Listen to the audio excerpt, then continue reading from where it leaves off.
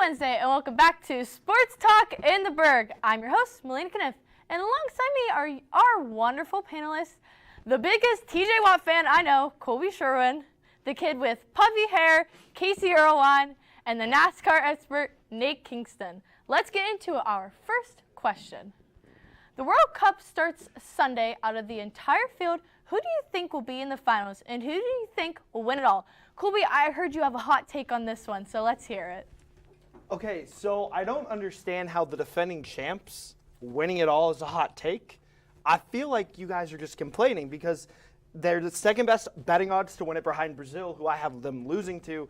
Kylian Mbappe's back. They won it all last time, as I was saying, and they do know what it takes to win it all. I think France is poised to make another run, and Brazil also just – they're a good team as always, so I think those two are going to win it. Okay, hold on. Earlier today, I was hearing you talk about USA winning. Okay, listen, we don't need to talk about that. But beyond that, we don't need to talk France, about that. their midfield, it's injured to heck. I mean, dude. Pogba out, Conte, who was the star of the last World Cup, he's out, and Nkunku was just announced as out today. So I don't see that. I see them making a deep run, but I don't see them winning because that midfield isn't there where it should be. Who I have winning is one of the two GOATs, finally winning the World Cup at long last, Lionel Messi in Argentina. Do you think, though, that he's too old? His legs might give out during the tournament. Messi in Argentina are okay, I get that it's Lionel almost Messi. a 40-game unbeaten streak. They just won the Copa America. They just beat the Euro champions, Italy. They're going to win, and it's going to be the greatest moment in sports history. Okay, in sports history. Hey. So for me, I got Brazil and Germany. I got Brazil winning this whole thing. Brazil is winning it. They have not won it for 20 years. It's been 20 years since they last won it. And to be honest with you, I think it's their year. It's their year. They're going to make it because if you look back, you have in the 2016 this actually happened. The 2016 Olympics, this actually happened. You had Germany versus Brazil, and Brazil lost bad. It was 7-1. That was the 2014 World Cup in the semifinals. In Brazil. In Brazil. That was people were burning flags, man. Yeah. It was pretty sad. It was a sad, but also really funny. Yeah, but definitely. And Qatar, I'm telling you, you got some really good stars here on this team. So. All right. The MLB named the Rookie of the Year for both the NL and the AL. For the AL, it was Julio Rodriguez, and for the NL, Michael Harris won it. Do you agree with these picks? Casey, what do you think? Yeah, I definitely agree. Obviously, for the AL, it had to be Julio Rodriguez. Yeah. No other player reached the stardom, impact, and all the numbers that he had. No one was even close. I know Deemer up there, he really wanted Adley Rutschman, but did you know that Rodriguez got 29 of the 30 first-place votes? The only other person to get a first-place vote was Adley Rutschman. So I think Michael Deemer somehow rigged it there, but he had 6.2 WAR. So the Mariners are winning 6 games with him in, and he had 28 home runs, 2.48 batting average, 147 OPS, and 25 stolen bags. There's just no one here who was bigger for their team other than Julio Rodriguez. It had to be Julio Rodriguez. And for the NL, I don't know who else would have been in the competition. Everybody else was just nowhere near Michael Harris. Exactly. And I completely agree with you guys, especially with Rodriguez. I think he really should have got that. So. Yeah. And Michael Harris had 19 homers, 20 stolen bases. For anyone, that's an impressive number. Exactly, it is. His just numbers are lessened, I guess, because Julio Rodriguez was just a Herculean, massive season that he had to win this. And to bring the Mariners to the playoffs for the first time in 20 years, something I wish the Pirates could do. But I don't see the Pirates doing that, and I don't think any rookie on their team is going to be winning this Rookie of the Year. I mean, Jack Suwinski had 3 home runs that one time, so. That one time. That one time, guys. But Rodriguez, though. Okay, fair. In the past 2 years, a few teams have relocated. My goodness, I'm so sorry. If you pick, who would you pick to move in any league? Who would it be, and where would you put them? Nate, let's hear what team you're moving. Okay, so for me, I'm going NBA. I'm taking the Detroit Pistons to into Pittsburgh. Yes, you may be wondering, why did I do this? These dudes need a new, fresh start. They need a fresh start. They are currently 3-12 in the Eastern Conference, which is last. They are last in the Eastern Conference. And I just want to say that there's been rumored in the past past couple of years that the Pistons were going to be moving to Pittsburgh, but they didn't, and then it was back and forth. But I'm telling you one thing, it would work. You have the Consol Energy Center. It's right there. You could easily make it into a basketball arena anytime. Any day. Plus, I think it would be good if the NBA wants to put another team in the Northeastern or Eastern Midwest Conference. And I think Pittsburgh would be a great city for that. Plus, Pittsburgh needs a 4th team. They don't have an NBA team. So I agree with you that Pittsburgh should get an NBA team, but I picked a team that just sucks in local attendance and TV ratings and everything, being the only D1 or professional sports team in the entirety of the town. Sacramento Kings, you got to get out of there. You got a new arena, nobody cares. You had Boogie Cousins, nobody cares. You had De'Aaron Fox, you have Keegan Murray, you have DeMonte Sabonis, you have Mike Brown as a great head coach. Nobody gives a crap about you, Sacramento. But I think Pittsburgh has shown in the past, it's a basketball city. Pitt used to sell out almost every single game when they were winning the Big East. Yeah. They have a large social media presence that I think Pittsburgh would really enjoy having the Sacramento Kings. Yeah, I agree with both of you. I think Pittsburgh should be getting an NBA team, and as you said, can't have nothing than Detroit. But for me, You can't. hear me out.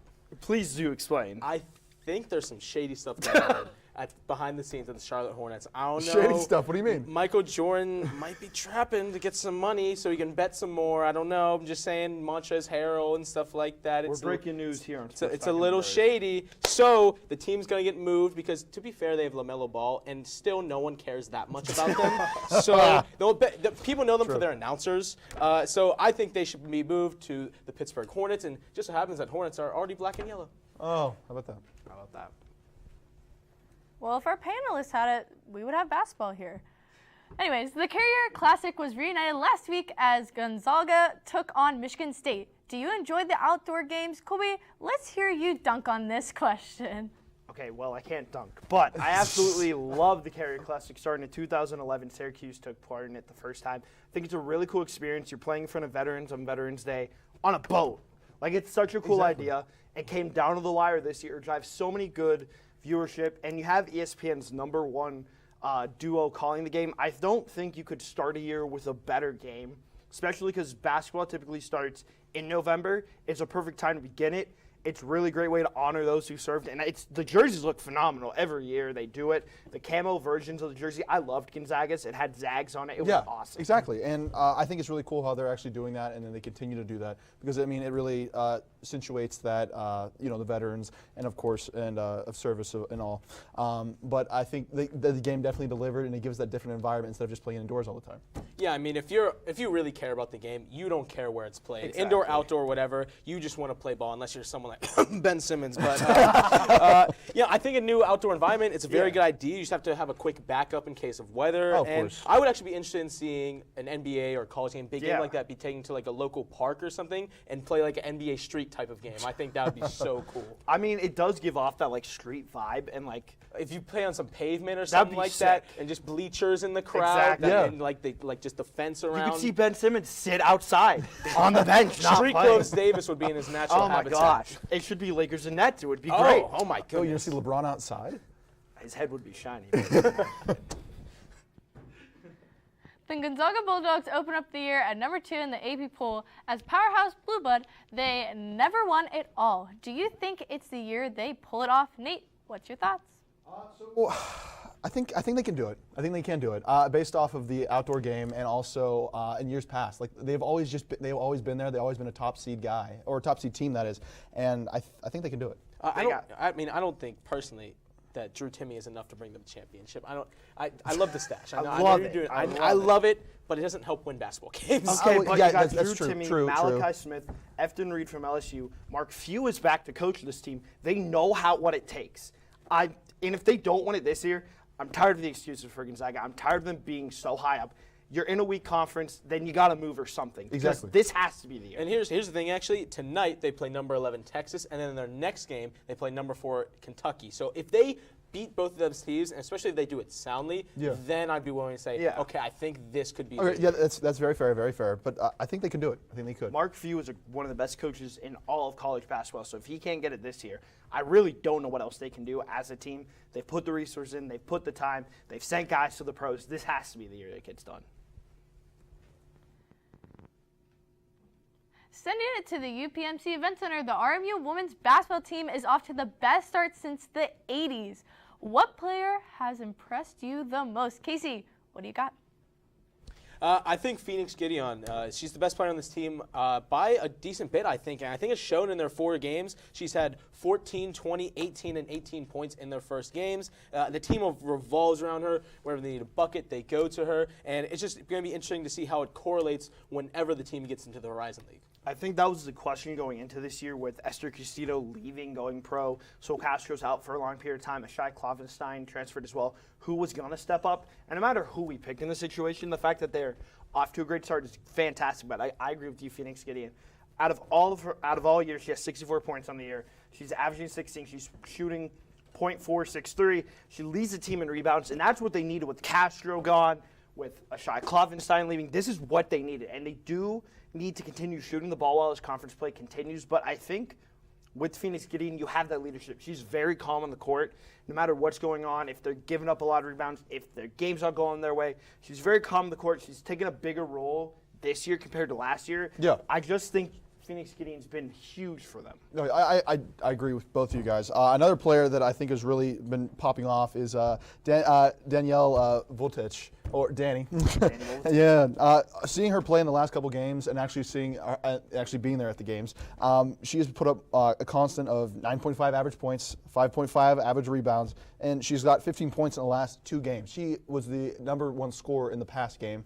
And I think she's only getting better, especially after her freshman year, being a sophomore this year. She's going to be a great center. You know, coming off from not playing a lot last year, I think Danny's a really good pick. She's been leading the team and rebounding a lot, scoring-wise. And when she gets those and one, she's been fired. Oh, yeah. Screaming her head off. I love it. This team has been really energetic. They're a younger team with a lot to prove, I think, in the Horizon League. So I just think they got something to prove, and I think they're going to surprise a lot of people in conference play. They might be hosting 2 playoff games compared to 1. Plus, I mean, the women's basketball team is 4-0 since like 1980 something. Yeah, it's been a great year for the women's basketball team.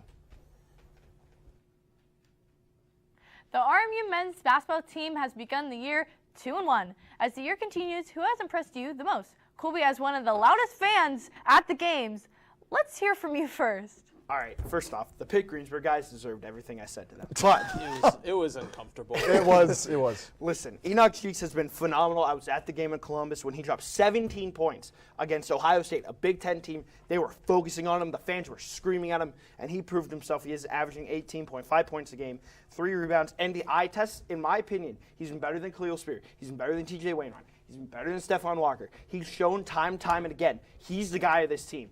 He's been taking a lot of ISO balls. He's been taking the ball up the floor a lot, running the fast break, running the offense. I think Enoch Cheeks has been phenomenal for this team, and they would not have won as many games without him or even kept it close in the first half against Ohio State if he didn't play. Yeah, definitely, for sure. He's been big for threes, and that's all around. The team's been incredible with threes. Yes. But for me, a big player coming in to watch this season was TJ Wainwright, former 3-star recruit out of LA.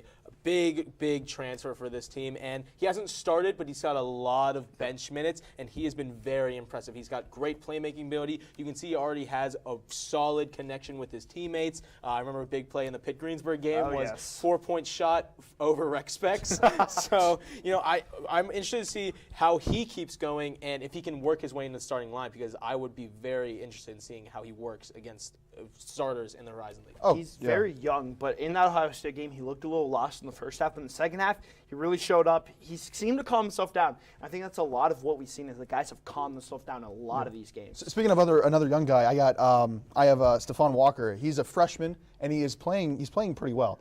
He is 6'7" forward, and he's gotten 10 points and 9 points in the past 2 games and 6 and 5 rebounds. And he's also averaging the same amount of points as Danny is, which I think they're both in the same boat, except he's a freshman. With so many professional sports going on right now, who is your pro athlete of the week? Nate, let's hear what you have. So for me, I'm going to the NFL here. I'm taking rookie sensation out of the blue, Christian Watson from the Green Bay Packers. This man got 3 touchdowns out of the blue, just out of nowhere. Probably all 3 he has in his career. Yeah. Like that one he dropped week 1? Week 1? Yeah. Okay. He had a bad couple weeks, but I feel like that chemistry that he's having with Aaron Rodgers now, it's midseason. It's a little after midseason. It's midseason, and he really is. I think he's gonna be shaping out into that role because you have Alan Lazard. And who else? He's a big guy. Al Lazard, Sammy Watkins, good week 1. receiver. He's But a decent Christian receiver. Watson, I'm going to keep it in the division with you. Justin Jefferson has got that dog in him. 10 receptions, 193 yards. We already knew he was the 1 dog. touchdown. We already knew he was a dog. And the second best catch of the year behind NFL young boy George Pickens. But that doesn't matter. That was a great catch. the team, he's been leading the team, and I think Justin Jefferson has been huge for this team. They got a shot to win the Super Bowl now that the Eagles kind of choked, but the Vikings are here. They're contenders. Shout out to Zach Jones. They got this, and Justin Jefferson is a reason why. Yeah, I agree with yours. I mean, Chase Claypool, Hey, Chase Claypool 2.0. Okay, well, we'll see where he shapes up the next couple weeks. All right, we're talking about football too much. Let's go talk about some hockey real quick because Mikko Rantanen, forward for the Avalanche, he's got 9 points the last 3 games, putting up McDavid numbers right now, and he's got to be the player of the week for me. All right, after this break, we will hear what the guys are buying or selling on Sports Talk in the Burgh. Don't go anywhere. Roll over. Chance high five. All right. When you adopt a shelter pet, you discover all the things that make them unique. And your mother and...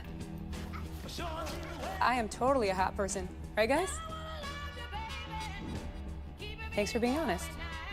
They're a little bit of a lot of things, but they're all pure love. Adopt pure love at theshelterpetproject.org. Multiple studies have shown that marijuana can slow both driver reaction and response time, which can be really dangerous. He's here. He's here. Wait. What? I can't drive. Why? My. Oh.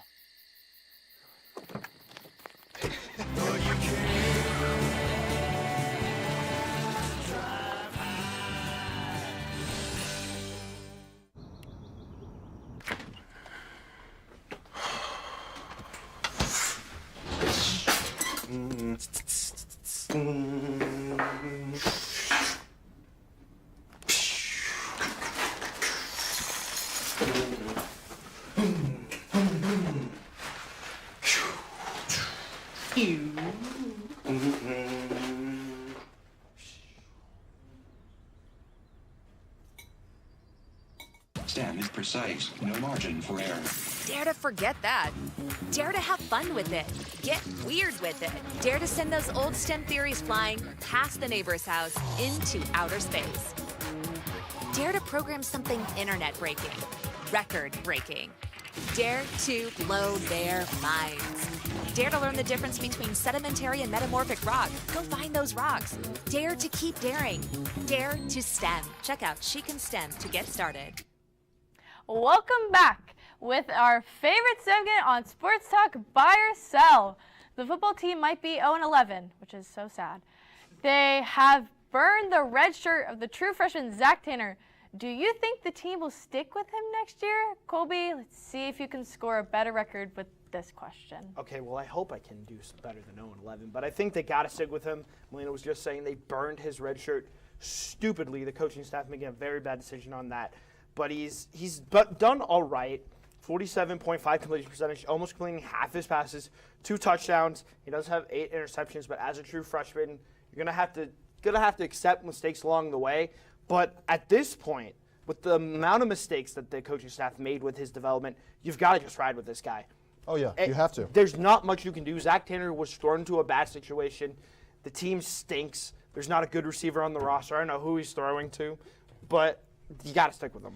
For me, no. I'm selling. 2 touchdowns, 8 interceptions. Sounds like a quarterback you like a lot right now. Hey, now. But honestly, if there's one thing we've learned about RMU football this season, that they can't stick with one quarterback. So honestly, I see some random guy just come in. Nate Kingston, you're a big guy. You could probably Throw Nate Kingston. I can't throw a ball. Train in the offseason. I can't throw a ball. Train in the offseason, walk on. You got a can't good be arm, worse than you'll what they've probably produced start. this year. Okay, so I'm gonna buy this. I'm buying this because I mean, who else do you have? I mean, who else do you have at quarterback? A walk on next year. A walk on. I'm walking I on. mean, who else do you have? Because I mean, Chicka's not there. What are you gonna do?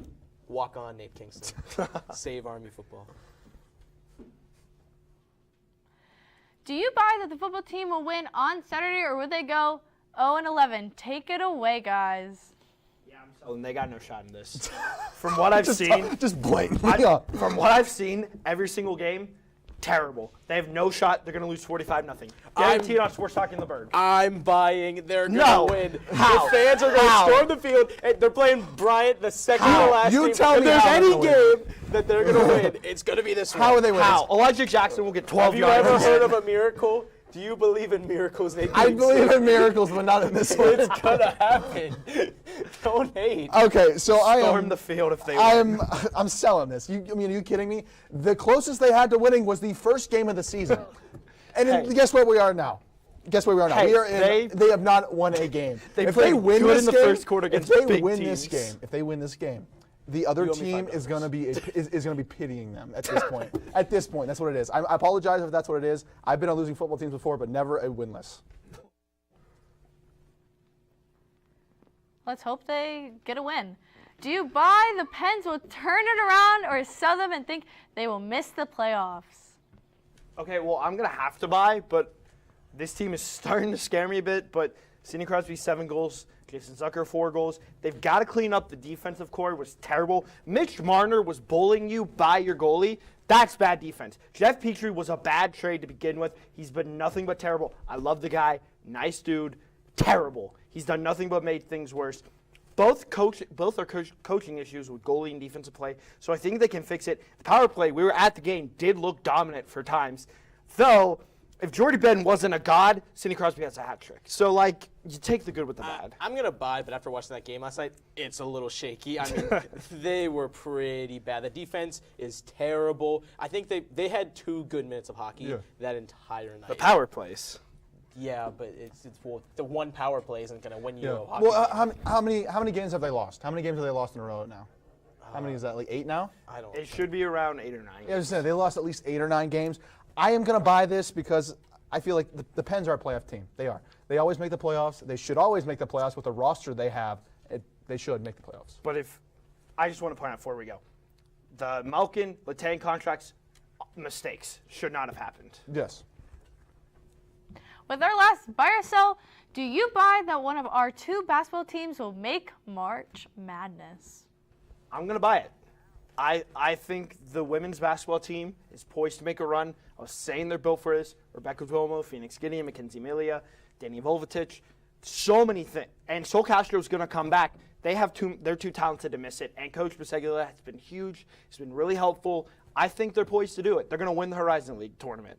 Yeah, I'm going to buy it as well. I think right now the women's team are more poised to do it, but I don't see why both can't. I think the men's team has a lot of talent. We've talked about some of the men's players already, Enoch Cheek, Stephon Walker, TJ Wainwright. So I don't see why both can't do it, to be honest. I wouldn't be surprised if neither do either, but I wouldn't be surprised if both do. Yeah, and I know some people are going to say this is way too early to say, oh, they're going to make March Madness, they're going to make it. I'm going to buy it. I'm going to buy it. I think the women's team is going to be, I think they're going to have a better chance of getting in than the men's team, because the men's team, I feel like they're going to go against some power-heavy teams. And I think what I've seen so far, I think the women's team is really going to get it done. Yeah. After the break, we'll hear our panelists' final takes. Will Colby confess his love for Kenny Pickett? Bring it. Okay.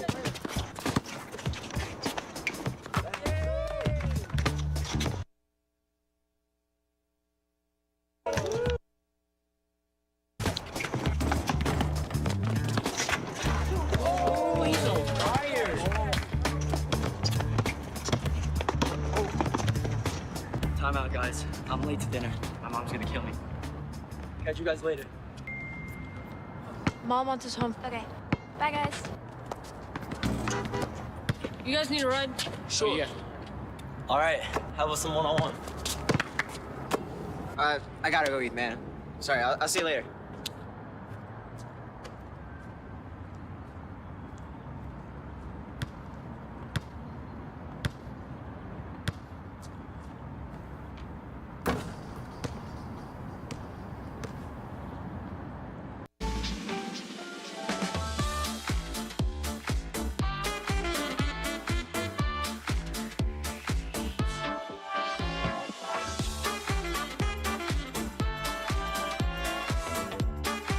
Before we celebrate the freedom most Americans have, we must fight for the freedom all Americans deserve. Because all lives can't matter until Black lives matter.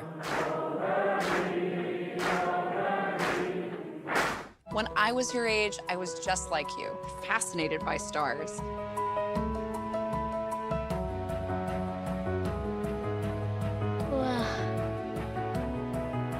But now I get to search for life in the universe. And who knows, maybe life is looking for us too.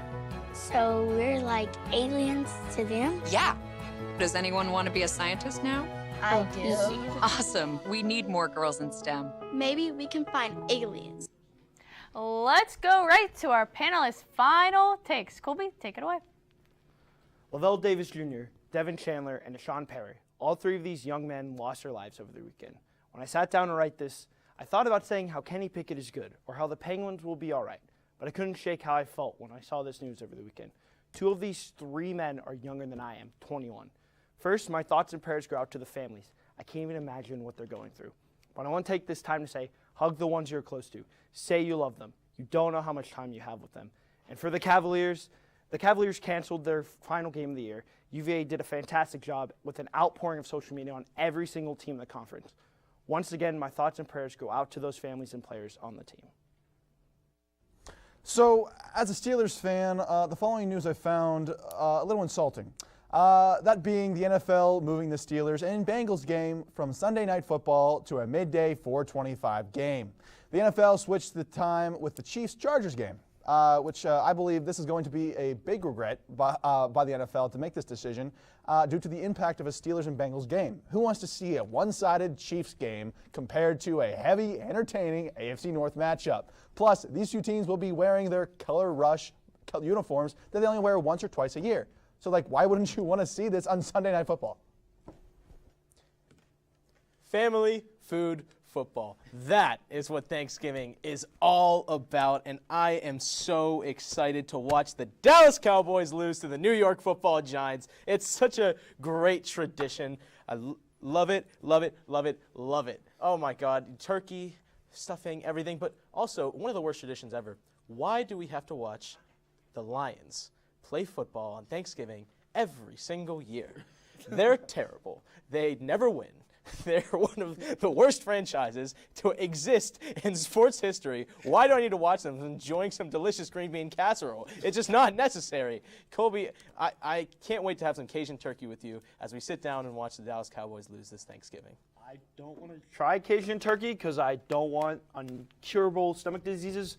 But I am excited to watch football. Yeah. Lay off the Lions. Yeah, a bit, honestly, man. hey, they have They're two terrible, back-to-back man. wins. They are two back-to-back wins. They beat the Packers. They beat the Bears. Guess what? That's two division rivals right there, buddy. Now, two conference rivals. I just want to say, first off, I enjoy the Lions game. They're awful, but Ndamukong Suh stomping on Aaron Rodgers, highlight of a great childhood. Watching the Cowboys somehow find a way to lose every single year. Oh, no, fantastic. That I love. That's I one love of the best it. parts about it. And then the random Sunday night game where it's like the Saints or Falcons, and nobody gives a crap. I like the Egg Bowl as well, but continuing this Thanksgiving topic, favorite Thanksgiving food. And first off, green bean casserole. Are you serious? My mother's green bean. Don't hate on my mother's green bean. I'm just saying. I will slap you. I gotta go you with hate on my mother's green bean. Okay. Green bean casserole is good, but no, you can't slap the turkey. That's the main dish. You can't slap the always turkey. slap a turkey. Well, no, you can't get rid of the turkey. Oh, yes, of course. I enjoy turkey. Have you ever had it deep fried? Phenomenal. But mac and cheese is the way to go. Dude, you can have mac and cheese any time of the day, any day of the year. What do you mean? What do you mean? Mac and cheese is delicious. I love mac and cheese. But it's not Thanksgiving food. It's not Thanksgiving food. It is. Not. They It's eat not it a in the South. Thanksgiving They eat it in food. the South. We're not in the South. We're talking about the Burgh. I get what you're saying, but I want to go back to your topic about flexing the Steelers game. The Steelers and Bengals game. Do you think it should have been moved? Yes. Yeah. Why? Do you want to see Kenny Pickett get sacked a million times? He's not going to get sacked a million times. And Joe Burrow. Joe Burrow. What are you going to walk in some goofy outfit, get picked off, and then have to talk to the media after losing? What do you think is going to happen? What do you think is going to happen? The only reason the first time that they played against each other, it was a pretty close game. First off, just thank God that it's not the Broncos for the umpteenth time. I love that. It's AFC West. You know, the Chargers are a team. The Chargers are so injury prone. They're missing guys on both sides of the ball. Justin Herbert has no one to throw to besides Eckler out of the backfield. But I like the only reason the Steelers game would even stay Sunday Night Football is because the jersey matchup is sexy. Exactly. Okay, how can you not? Listen, it is a regret from the NFL. The white helmet is sick, but it's just their color rush. That is an overrated jersey in my opinion. Color rush. Steelers color rush, beautiful. Bengals, overrated. You're overrated. You're overrated. You're overrated. Okay. But I'm just saying it would be a way better time. And if for some reason the NFL decides to flex a Steelers game to a Sunday Night Football, we don't want it. I don't want it. I don't want to see it because they already disrespected us. I want to see them play. Or sorry, the Steelers, not us. Thanks for tuning in to Sports Talk in the Burgh from upstairs and downstairs. I'm your host. Tune in next week, same time, 5 o'clock. And we will see you then.